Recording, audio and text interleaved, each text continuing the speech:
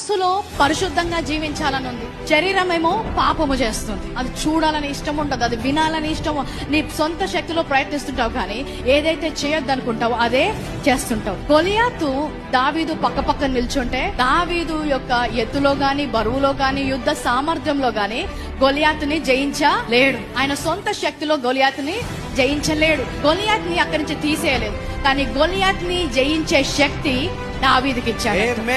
నీ పాప విషయంలో కూడా అంతే. నీ పాప విషయంలో కూడా నీ సొంత శక్తితో నీవు గెలవలేవు. ఈ లోకంలో ఆయన పాపాన్ని తొలగించలేదు, కానీ ఆ పాపాన్ని జయించే శక్తి ఆయన కృప ద్వారా మనకు అనుగ్రహిస్తున్నాడు. రోమా 6:14 ఏమంటుందంటే, మీరు కృపకే గాని ధర్మశాస్త్రమునకు లోనైన వారు కారు గనుక పాపము మీ మీద ప్రభుత్వము చేయదు.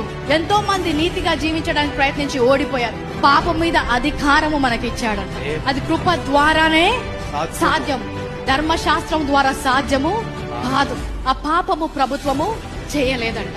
కృప మనకిచ్చింది పాపాన్ని జయించడానికి, పాపంలో జీవించడానికి కాదు. చాలా మంది వాక్యము అర్థము కాక కృపా వాక్యము బోధించబడినప్పుడు పాపాన్ని ప్రోత్సహిస్తున్నారు అంటున్నారు. పాపము మమ్మల్ని ఆకర్షించదు, పరిశుద్ధత మమ్మల్ని ఆకర్షిస్తుంది. ఈ లోకము మమ్మల్ని ఆకర్షించదు, పరలోకము మమ్మల్ని ఆకర్షిస్తుంది. హల్లెలూయా.